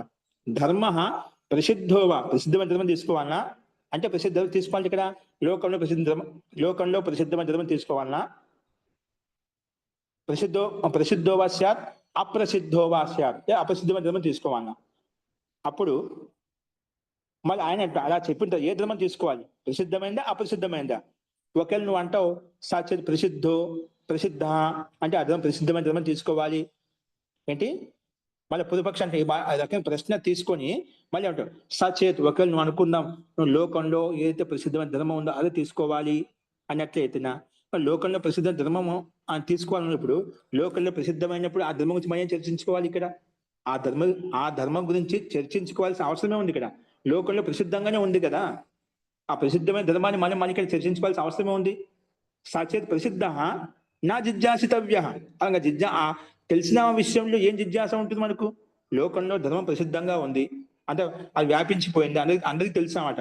అందరికి తెలిసే సిద్ధాంతాన్ని, తెలిసిన ధర్మాన్ని ఏం జిజ్ఞాస చేస్తాం దాంట్లో? అది ఏం తెలుసుకుంటాం మనం? అది ముందుగా తెలుసది. అందుకే సచేత్ ప్రసిద్ధ. నువ్వు ఒకవేళ లోకంలో ప్రసిద్ధమైన ధర్మం తీసుకోవాలంటున్నావు అనుకోండి, నా జిజ్ఞాసితవ్య, అది జిజ్ఞాస చేయాల్సిన అవసరం లేదు, విచారించవలసిన అవసరం లేదు. అథ అప్రసిద్ధ. ఓకే అనుకుంటే లోకంలో ప్రసిద్ధ ధర్మం, ఆ లోకంలో ప్రసిద్ధ ధర్మం కాదండి, ఆ విషయంలో జిజ్ఞాస చేయాలి. లోకం ఏదో ప్రసిద్ధం లేదు కాబట్టి ఆ విషయం చర్చించాలి నువ్వు అంటావా? ఓకే అలా అన్నట్లయితే నా తరాం అంటే ఆ విషయంలో విచారించే అవసరం లేదు.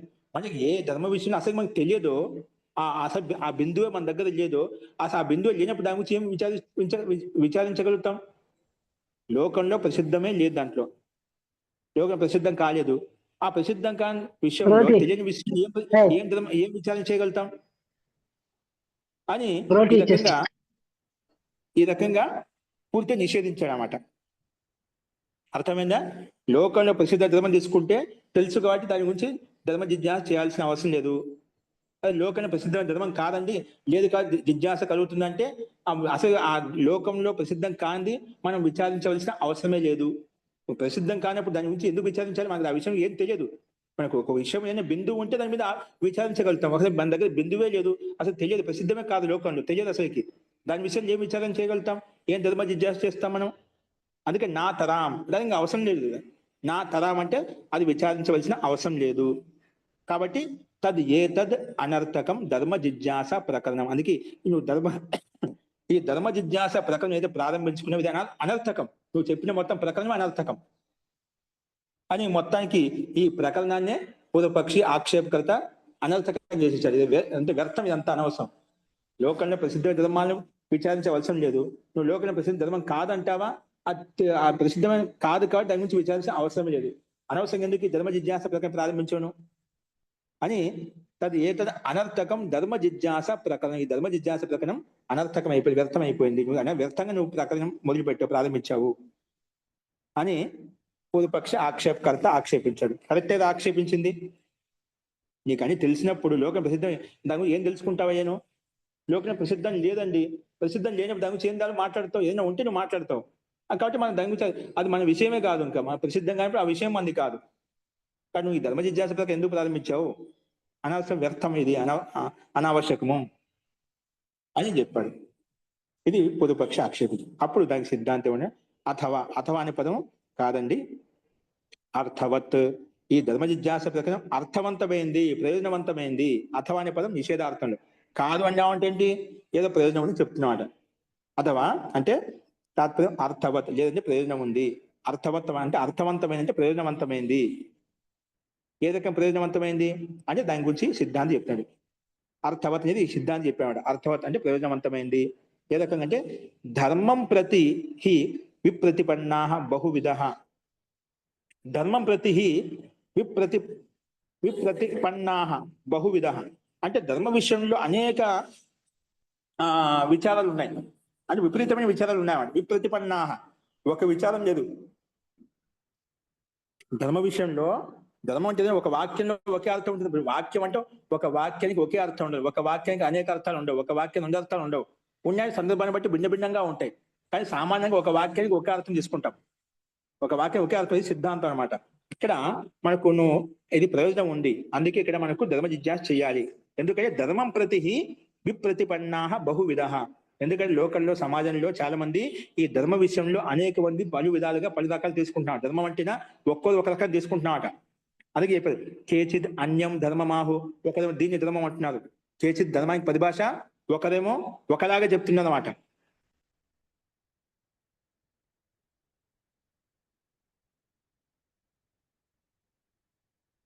అస్తు. ధర్మం అంటే కొందరేమో ఇది ధర్మం అంటున్నారు. కేచిద్ అన్యం ధర్మమాహు, ఇది ధర్మము అంటున్నారు. కేచిద్ అన్యం ఇదేమో లేదని ఇది ధర్మం అని చెప్పి ఇంకొకరు అంటున్నారు. భిన్న భిన్నంగా రకరకాలుగా బహువిధ విపరీతపన్న, చాలా రకాల భిన్న భిన్న విపరీతమైన ఆలోచనలు ఉన్నాయి ధర్మ విషయంలో.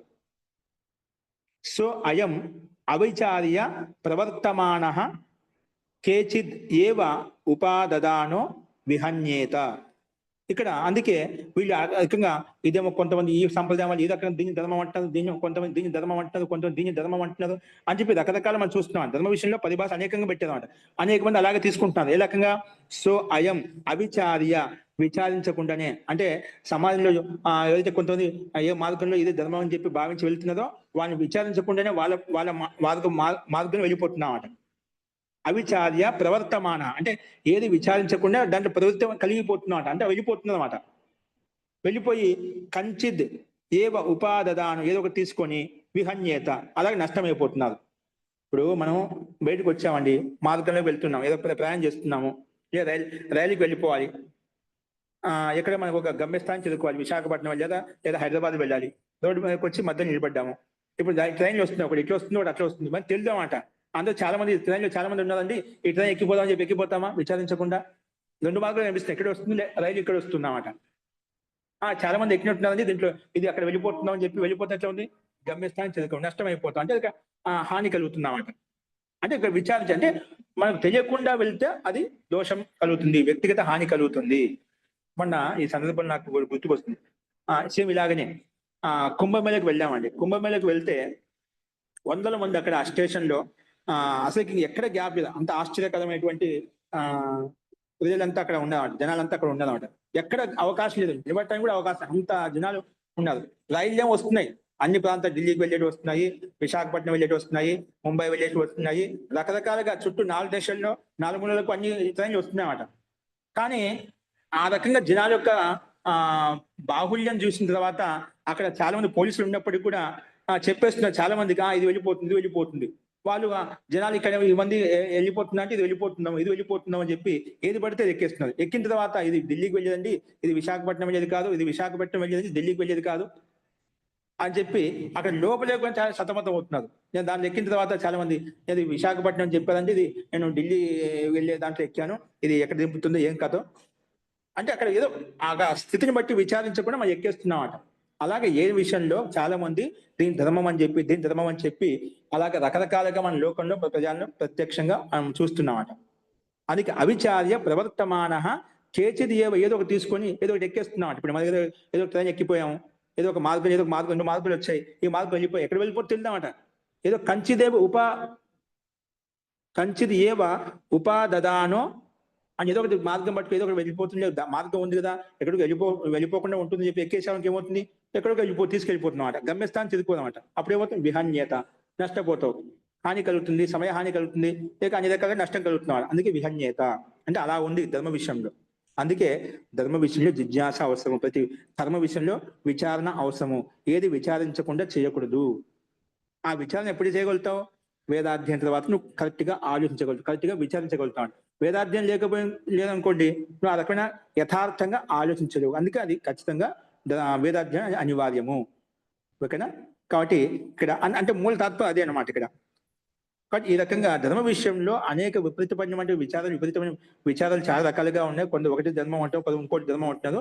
ఆ రకంగా విచారించకుండా దాంట్లో ప్రవృత్తమైపోయి కంచిత ఏదో ఒకటి తీసుకొని ఉపాదదానో విహన్యత, అలా వెళ్ళిపోయి నష్టపోతున్నారు అని చెప్పి ఇక్కడ ఈ రకంగా సిద్ధాంతి సమాన్ చెప్పాడు. అనర్థంచ రిచ్చేత్, అనర్థాన్ని తెచ్చుకుంటామట. అనర్థంచ రిచ్చేత్ అని చెప్పి చెప్పుకున్నామట.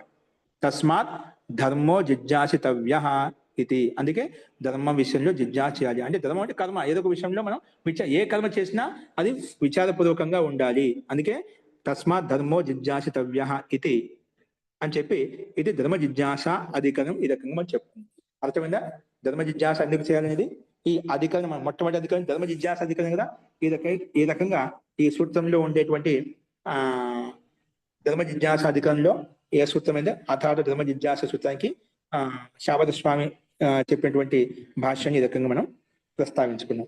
ఈ రకంగా ప్రతి పదానికి అథ అనే శబ్దంలో ధర్మ జిజ్ఞాస అనే శబ్దంలో ఈ రకంగా విచారణ. ఒక వాక్యానికి ఎన్ని రకాలుగా ప్రశ్నలు కలిగాచుకోండి. వాక్యం మీద ఫోకస్ చేసామంట.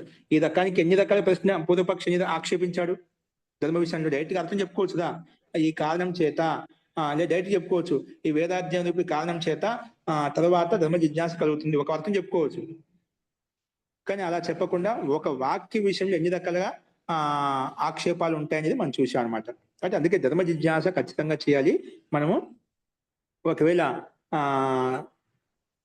మన పైన చెప్పిన క్షేమ సుభిక్షంగా ఉండాలి అంటేనా, మనం సుఖంగా సంతోషంగా ఆనందంగా ఉండాలి అంటే ధర్మ విషయంలో యథార్థం తెలుసుకోవాలి. అప్పుడే మనం అటువంటి అంటే ధర్మ జిజ్ఞాస అంటే ఏ రకమైన ధర్మ జిజ్ఞాస గురించి మహర్షి జైమిని వారు ప్రతిపాదించిన అధిశబ్ద విషయంలో అది సామాన్య ధర్మ జిజ్ఞాస విషయం కాకుండా విషయం ధర్మ జిజ్ఞాస ఆధ్యాత్మిక మార్గంలో మోక్ష మార్గంలో వెళ్ళడానికి అలాగే కర్తవ్య అకర్తవ్యం తెలుసుకొని విధి విధానానుసారంగా ఆ కర్మానుష్ఠానం చేయడానికి అక్కడ విశేషంగా ధర్మ విషయంలో విచారించబడింది. కాబట్టి ఆ విచారణ అనేది ధర్మ జిజ్ఞాస విచారణ అనేది కేవలం వేదాధ్యయనం తర్వాతనే, వేదాలను అనుష్ఠానం చేసిన తర్వాతనే ఆ రకంగా కరెక్ట్ గా యథార్థంగా విచారించుకునే శక్తి సామర్థ్యం వస్తుంది. లేకపోతే నీకు రాదు. అది అనివార్యం. వేదాధ్యయనం చేయడం అనివార్యము, శాస్త్రం చదవడము అనివార్యము. ఇవన్నీ కూడా మన శక్తి సామర్థ్యం పెంచడం కొరకే ఋషులు మహర్షులు రకంగా వేదాధ్యాయాన్ని మనకు ప్రతిపాదించారన్నమాట. ఈ సృష్టి ప్రారంభించి మొట్టమొదటి వేదాలను అందించింది ఇందుకోసమే అన్నమాట. ఎలా ఉండాలి ఈ బ్రహ్మాండంలో, సృష్టిలో ప్రతి వ్యక్తి యొక్క ప్రతి ప్రాణి యొక్క ధర్మం ఏంటి, సృష్టి యొక్క ధర్మాలు ఏంటివి, ఏ పదార్థం ఏ రకం ఉపయోగపడుతుంది, అలా ప్రతి వస్తువు ప్రతి పదార్థం ప్రతి ప్రాణి యొక్క గుణకర్మ స్వభావం తెలుసుకుని వాటిని యథార్థంగా ఉపయోగించుకోవాలంటే ఈ ధర్మ జిజ్ఞాస అనేది వేదాధ్యయనం తర్వాతనే కలుగుతుందని చెప్పి ఈ రకంగా ధర్మ జిజ్ఞాస ప్రకారాన్ని మనకి ఇక్కడ ప్రస్తావించారు.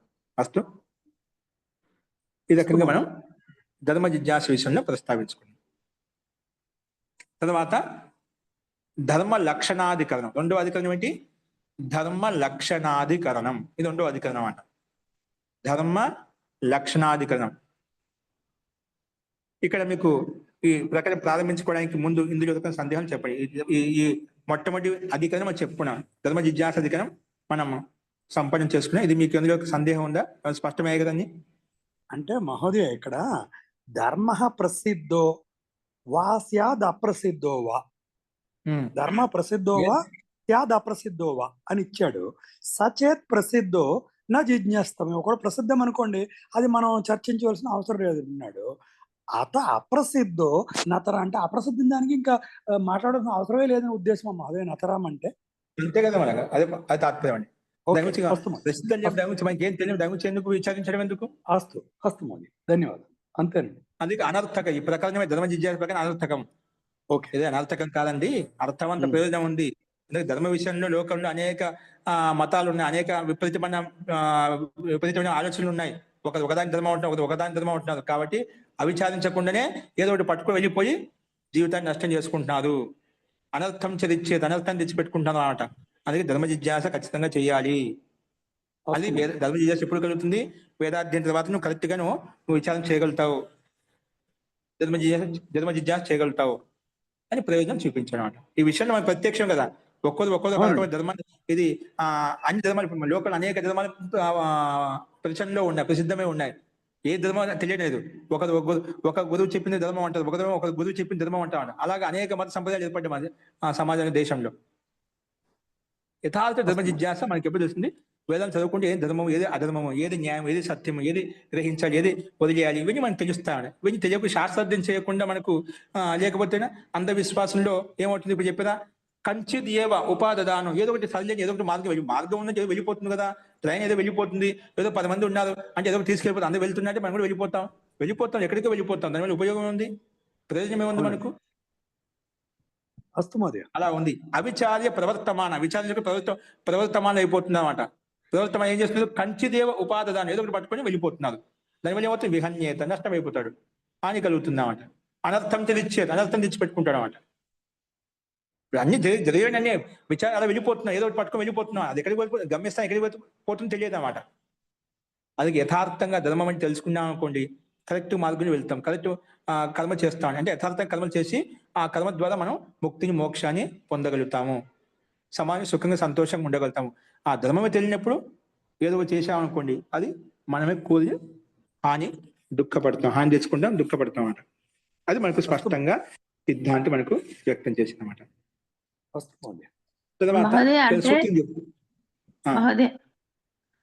అంటే ప్రసిద్ధమయంగా ఉంది అని చెప్పేసి మనం గుడ్డిగా వెళ్ళకూడదు, కానీ విచారించాలి. అందుకని అంతే కదా మీరు ఇప్పుడు చెప్పింది. ఇప్పుడు దీనికి ఈ కింద 3 లైన్లకి అర్థం అదే కదండి. కేజీ ధన్యం ధర్మమాహు, కేజీ ధన్యం ఇదే అండి. అదే ధర్మం ప్రతి విప్రతిపన్న బహువిధ కేచిదన్యం ధర్మమాహు కేచిదన్యం. ఇది ఈ లైన్ ఏంటండి? సోయం విచార్య ప్రవర్తమానః. సో అయం అవిచార్య, ఇది విచారించకుండా ప్రవర్తం అయిపోతున్నారు. అది కూడా ఏదో 10 మంది వెళ్తున్నారా, ఏదో గుంపులో గోవింద అంటాం కదా, అది వెళ్ళకూడదు. అట్లా వెళ్ళకూడదు. అందుకని మనము దీని గురించి విచారించాలి. అందుకని ఈ ధర్మం గురించి విచారణ అవసరం అని చెప్తున్నారు. అంతే కదా? ఆ ధర్మం యొక్క విచారణ అవసరం అంటే ఏం చేస్తే వస్తుంది? ధర్మం గురించి ఎప్పుడు విచారించగలుగుతావు? శాస్త్రాలను అధ్యయనం చేసినప్పుడే, వేదాధ్యయనం చేసినప్పుడే నువ్వు యథార్థంగా ధర్మాన్ని ఆలోచించుకునే శక్తి వస్తుంది. లేకపోతే ఏదో 10 మంది అందరూ వెళ్తున్నారు, మనకెందుకు ధర్మం గురించి మాట్లాడుకోవడం, వేదాంతం చదవడం ఎందుకు, అందరూ వెళ్ళే మార్గంలో వెళ్దాం ఏదో అంటేదా? నలుగురిలో నారాయణ, నలుగురు ఎట్లా వెళ్తున్నా మనం కూడా అలా వెళ్ళిపోవాలని గట్టిగా.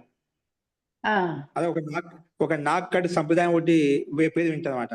ఒకదేదో నారాయణుడు కనిపిస్తాను, ముక్కు కోసుకుని నారాయణ కనిపిస్తా అని చెప్పి వాళ్ళు చెప్తే ఆయన ముక్కు కోసుకునే అనమాట. ముక్కు కోసుకుని నారాయణుడు అంటే నారాయణ స్వామి కనిపిస్తా అంటే భగవంతుడు కనిపిస్తా అని చెప్తే ముక్కు కోసేసుకునేవాట. చేసుకున్న తర్వాత తిరుమల అడిగితే ఏంటండి నారాయణుడు కనిపిస్తాను, ఆ దేవుడు ఆ పరమాత్మ కనిపిస్తాను కనిపించలేదంటే, సరే నాకు ఏదో చెప్పారు, నేను అలా అనుకున్నాను, ఇప్పుడు నువ్వేం చెప్పొద్దు ఎవరికి, నువ్వు కూడా అలాగే చెప్పు, లేకపోతే మన నాక్కటి సంప్రదాయం అంటే మన పరువు పోతుంది, మనం అవమానపడతాము, లేదంటే మనకు పరువు అంతా ఇదైపోతుంది, అవమానిస్తారు, మనం హేళన చేస్తారు, కాబట్టి నువ్వు కూడా అదే చెప్పు అని చెప్పి ఆయన అలాగే అందరికి చెప్పుకుంటున్నాడు. పరమాత్మ కనిపిస్తున్నాడు, ఇంకా ఆయన బాగా నాకు ముక్కు కోసుకున్న తర్వాత ఎగురుతూ ఉన్నమాట, నాకు నారాయణుడు కనిపించాను అది ఇదని చెప్పి. నిజంగానే ఆయన నారాయణ ఆనందం వస్తుందా, ఎగురుతున్నా అని చెప్పి సిగ్గుపోకుండా నవ్వకుండా 10 మంది అని చెప్పి అవమానపడకుండా అలాగే చేశాడు. అలాగా కొంతమంది అలాగా కొన్ని వందల మంది అలాగా మొక్కు కట్ చేసుకున్నారు అనమాట. తర్వాత ఒక బుద్ధిమంతుడు విచారించి ఏంటబ్బా నిజంగా వాస్తవం కాదా అని చెప్పి విచారించాడు. ఆయన కోసుకున్నాడు, అదే ఇదంతా మోసం, ఇదంతా ఏం లేదు, మన అక్కడ విచారించుకుంటూ పోతే అంతా మన పదవి పోతుంది, 10 మందిలో 10 రకాల పదాలు అనుకుంటారని చెప్పి నేను చెప్పలేదు, ఇదంతా ఏం లేదన్నా, నాదైతే పోయింది, మీరు అందరూ మళ్ళీ అన్ని పోగొట్టుకుంటారు, అంతా ఉత్తది, దానికోసం ఒక భిన్న విధి విధానం ఉంటుంది, పరమాత్మ కలగాలంటే ముక్కు కోసుకుంటే పరమాత్మ కనిపిస్తాడు అని యథార్థమైన బుద్ధివాది వచ్చి చెప్పినప్పుడు అక్కడి నుంచి అది సంప్రదాయం ఆగిపోయినాడు. నాకంటే సంప్రదాయం అని చెప్పి అలా విచారించకుండా పోతే అలా గుంపులో గోవింద నదిలో నాదని అన్నట్టుగా ఒక బేడు వెళ్తుంటే దానికి అన్ని వెళ్ళిపోతా అని చెప్తాం కదా లోకంలో సామెత ప్రకారంగా అలాగే అయిపోతున్నాడు. అలా ధర్మ విషయంలో ఇప్పుడు నిజంగా వాస్తవం అలా చాలా సంప్రదాయాలు ఉన్నాయండి. ఒక్కొక్క ఒక ధర్మం చెప్తున్నా, అందుకే ఏది మనకు యథార్థం తెలుసుకోలేక ఒక వాక్యానికి అనేక అర్థాలు అయిపోతున్నాయి, ఒక వాక్యం అనేక అర్థాలు చెప్తున్నామాట. అది ఏది ధర్మం ఏది అధర్మం తెలుసుకోలేక మనం అనేక రకాల ఆలోచిస్తున్నాం. లేదంటే ఏదో మాకెందుకు లేండి, ఏదో ఒకటి అందరిలో ఏదో చెప్తున్నా చేస్తున్నా, మనకి ఏదో చేస్తే అయిపోతుంది, ఇవన్నీ చేయడం ఎందుకు అని చెప్పి మనం అక్కడికి ఆగిపోతాం అనమాట. అంటే ఆడికి సంతోషపడిపోతామట, యథార్థం తెలుసుకోమాట, తెలుసుకోకుండా ఏది పడితే అది ఆచరిస్తూ మనం బాధపడుతూ దుఃఖపడుతూ ఉంటాం. అది దానివల్ల ఉపయోగం ఉండదు. అందుకే స్పష్టంగా చెప్పారు, కంచిదేవ ఉపాదదానం, ఏదో ఒకటి పట్టుకుని వెళ్ళిపోతాం. ఇందులో మార్గాలు ఉన్నాయి, ఏదో ఒక మార్గం వెళ్ళిపోతుంది ఏంటంటే వెళ్ళిపోతుంది, ఎక్కడ వెళ్ళిపోతుంది తెలియదు, ఏ గుంటలు తీసుకుపోయి గడ్డలో లోయలో పడేస్తున్నామాట. విచారించామనుకోండి తెలుస్తున్నామాట. అందుకే అది ఆ విచారణ చేసే శక్తి సామర్థ్యం శాస్త్రాలను అధ్యయనం చేసిన తర్వాతనే వస్తుంది, వేదాధ్యయనం తర్వాతే వస్తుంది ఆ ధర్మ జిజ్ఞాస విషయంలో. లేకపోతే మనకు ఆ సామర్థ్యం, ఆ రకమైన విచారణ, ఆ రకమైనటువంటి ఊహాపోహ మనం ఎప్పుడు చేయలేమండి. అది శాస్త్రాలు మనకు ఋషులు మనకు చెప్పాను, ఒక విధి విధానం చెప్పాయంటే ఇందుకోసం మనలో ఎలా ఉండాలి, ఏ విధంగా ఉండాలి, ఒక వ్యక్తి యొక్క జీవన విధానం ఏంటి, ఒక వ్యక్తి జీవనం ఏమేమి చేయగలుగుతాడు, ఏం చేయాలి, ఏమి ధర్మం అధర్మ విషయాల్లో ఒక వివరణాత్మకమైనటువంటి విశేషమైన వివరణంగా ఆత్మకంగా ప్రతిపాదించబడి శాస్త్రంలో ఇవన్నీ తెలుసుకుంటే మనం చేయగలుగుతాం, లేకపోతే మనం అలాగే ఉండిపోతాం. అందుకే అనివార్యంగా మన పిల్లలకు మనకు పెద్దలకు ఇవన్నీ కూడా శాస్త్రాధ్యయన పరంపర ఉండాలి. అంటే ఇప్పుడు లేదని కాదు, అంటే మన పరంపర అనేది ఈ శాస్త్రాల యొక్క అధ్యయనం అనేది సంపూర్ణ వికాసాన్ని కలగజేసేది. ఇప్పుడు ఎలా ఉంది, ఇప్పుడున్న భౌతిక విద్య ఉంది, అది నా వల్ల ఇది కూడా అంటే సమస్త వేద విద్యను కూడా అంటే అన్ని విద్యలకు వేదమే మూల కారణం అన్నమాట. సమస్త విద్యలకు వేదమే మూల కారణం అన్నమాట. సమస్త విద్యలు అన్నిటి కూడా వేదం మూల కారణం అన్నమాట. వేదం నుంచి ఇవన్నీ వచ్చినట్టువే.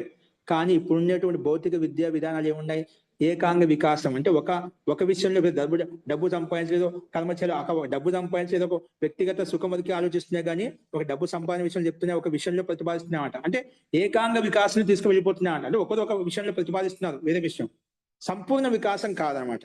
ఒక వ్యక్తి సంపూర్ణమైన వికాసాన్ని పొందాలి అంటే వేదాన్ని పూర్తిగా అధ్యయనం చేసినప్పుడు ఆ వ్యక్తి సంపూర్ణంగా తను సార్థకం చేసుకోవాలి, జీవితాన్ని సార్థకం చేసుకోగలుగుతాడు. అంటే ఒక విషయంలో ఉంటాడు, దాని వల్ల ఇబ్బంది కాదు, ఏదో ఒక విషయంలో రాణించగలుగుతాం, ముందుకెళ్తున్నా, ఒక విషయంలో అతనికి నిపుణత ఉంది, నైపుణ్యం ఉంది, ఆలోచన ముందుకెళ్తున్నాడు. అంటే జీవితాన్ని సార్థకం చేసుకోవాలి. మానవ జీవన జన్మ ఎందుకు కలిగింది, ఈ సృష్టిలో మనం వచ్చాము, ఉత్తమ జన్మ తీసుకొని వచ్చాము, ఎంతో పుణ్యం చేసుకుంటే మానవ జన్మ కలుగుతున్నాం. ఈ మానవ జన్మ తీసుకొని మనం మోక్షాన్ని, ముక్తిని, మోక్షం ఎలా పొందగలుగుతాం? మనం ఏ కర్మ చేసినా సుఖంగా, సంతోషంగా, ఆనందంగా ఉండడం కోసం చేస్తాం. ఆ సుఖము, ఆనందము ఎలా కలుగుతుంది? పూర్ణ ఆనందం ఎలా కలుగుతుంది?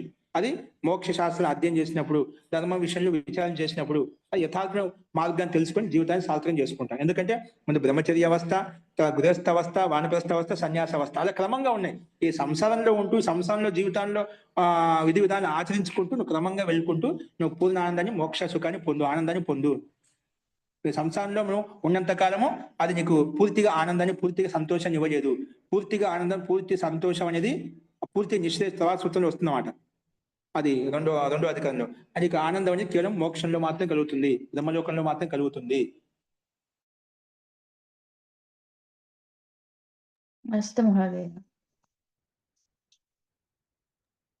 మహోదయ, ఇప్పుడు అయ్యప్ప స్వామి దగ్గరకు అందరు పోతున్నారు, లక్షల మంది వెళ్తున్నారు. ఏముందంటే ఏం లేదు. ఉంటాయి శాస్త్ర వచనాలు, అవి అంటే మనకి క్రమంగా చెప్తాం. ఇప్పుడు ఒక విషయం మీకు క్లారిటీ వచ్చింది. ధర్మం అనేది విషయం విచారణ చేయాలంటే మనకు వేదాలను అధ్యయనం చేయడం అత్యంత అనివార్యం చెప్పి దీనికి భూగా మంత్రం చేసి మంత్రం చేసి బాగా వెనక ముందు వెనక బాగా విచారించి చూపించారు అన్నమాట. చేయకపోతే ఇలా ఉంటుంది అని చెప్పి. కానీ మన ధర్మ జిజ్ఞాస విషయంలో వేదాధ్యయనం తర్వాత ధర్మ జిజ్ఞాస అనేది కలుగుతుందని చెప్పి విశేషంగా చెప్తాం. ఫస్ట్ తర్వాత దాని యొక్క లక్షణం ఏంటి అనేది రెండవ అధికారం రేపు చెప్పుకుందాం. ఇక్కడ సామాన్యంగా ఏంటంటే సా హి స ధర్మ నిశ్రేయసేన పురుషం సంయునక్తి ప్రతి జానీమహే. అంటే ఈ ధర్మం అనేది, ఈ ధర్మం తెలుసుకున్నప్పుడు, ధర్మ విషయం విచారించినప్పుడు నిశ్రేయసేన పురుషం సంయునక్తి. నిశ్రేయస్ అంటే నిశ్చితమైన శ్రేయస్సు, నిశ్చితమైన కళ్యాణం విషయంలో నిన్ను జోడిస్తుంది, నిన్ను కలుపుతుంది. అంటే పరమాత్మతో తాదాత్మ్యంతో కలుపుతుంది. ఇది ప్రతి జానిన అని ఆ రకంగా ప్రతిజ్ఞ చేసి ఆ విషయంలో మనం ప్రస్తావించుకుంటాం. అదంటే మా రేపు చెప్పండి. ఏంటి ఈ ధర్మ విషయం తెలుసుకోవడం వల్ల ఇది ఉపయోగం ఏంటి? ధర్మం తెలుసుకునేది వల్ల ఉపయోగం ఏంటి? నిశ్రేయస్సు కలుగుతున్నా అంటే నిశ్చితమైన శ్రేయస్సు, అభ్యుదయము కలుగుతుంది, ఉన్నతి కలుగుతుంది, అంటే పరమానందం కలుగుతుంది. ఆ మార్గం అంతా మనం తెలుస్తున్నాం. ఆ విషయంలో మనకు ప్రతిపాదించబడింది. ఆ నిశ్రేయస్సు ఎలా కలుగుతుంది ధర్మం వలన అనే విషయాన్ని మనం రేపు ప్రస్తావించుకున్నాం. ఫస్ట్ ఇంకేమైనా సందేహాలంటూ కూడా మళ్ళీ చూద్దాం, విచారించండి. సరళంగా ఉంది, ఈ భాషను మళ్ళీ ఒకసారి చదవండి, మీకు అర్థమవుతుంది. పదాలు సరళంగా ఉన్నాయి, సహజంగా ఉన్నాయి. ఇప్పుడు మనకు మీకు పైన చెప్పాం కాబట్టి మళ్ళీ క్రమంగా వచ్చినా రాకుండా ఆ పదం మీద చదువుకుంటూ వెళ్తేనే అర్థమవుతుంది అన్నమాట. ఫస్ట్ హిందీ వచ్చిన వాళ్ళు హిందీ భాష స్పష్టంగా ప్రతి పదానికి అర్థం కింద ఇచ్చారు, హిందీని ఉపయోగించుకోండి. ఓకేనా? రాని వాళ్ళు మాకేం అర్థం కాదని చెప్పి భయపడాల్సిన అవసరం లేదు. క్రమంగా వినంగా మీకు ఆ శైలి అర్థమైతే వచ్చేస్తుంది. దాంట్లో మనకు భయపడదు, అందరికీ అర్థమవుతుంది. దీంట్లో మనకు అన్ని వేద వాక్యాలు, బ్రాహ్మణ వాక్యాలు యొక్క వచనాలు మనకు ఉల్లేఖించబడతాయి. అంటే అన్ని కర్మకాండంకి సంబంధించిన ఉదాహరణలు మనకు, అంటే మనం ఏ కర్మలు చేయాలి దానికి సంబంధించిన ఉదాహరణలు వస్తాయి కాబట్టి మనకు సహజంగా అందరికీ అర్థమవుతుంది. ఓకే, భాష అనేది కొంచెం సంస్కృతం రాని వాళ్ళు కొంచెం ఇబ్బందిగా ఉంటుందో కానీ మనం తెలుగులో ప్రబోధించుకుంటున్నాం కాబట్టి ఇబ్బంది లేదు. అది క్రమంగా శృంఖల తెగిపోకుండా మీరు గట్టిగా పట్టుకోండి, ధైర్యంగా ఉండండి. క్రమంగా ఏదో అర్థం రేపు అర్థం ఎల్లుండి అలా ఒక అర్థమైన మొత్తం శృంఖల అంతా ఒకేసారి మొత్తం పట్టుకుంటున్నామంట. కాబట్టి ధైర్యంగా ఓపికతో మీరు వింటూ ఉన్నట్లయితే అర్థమవుతుంది అన్నమాట. నెక్స్ట్ నాకు తెలిసి ఇంత కష్టం లేదు. ప్రారంభంలో సహజంగా ఈ రకంగా మీరు కొంచెం అర్థం చేసుకుని వెళ్ళినా కూడా మీకు ముందు రాబోయే సమయంలో ఇంకా బాగా అర్థమవుతుంది.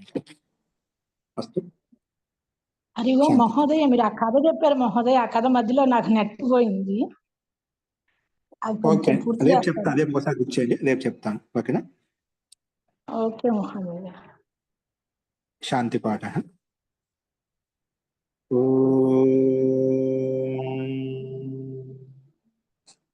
సర్వే భవంతు సుఖినః, సర్వే సంతు నిరామయాః, సర్వే భద్రాణి పశ్యంతు, మా కశ్చిత్ దుఃఖభాగ్ భవేత్. ఓం శాంతి శాంతి శాంతి. సర్వేభ్యో నమః. అందరికీ నమస్కారం అండి. నమస్తే యూట్యూబ్ లో ఇంకొంటే పెట్టండి.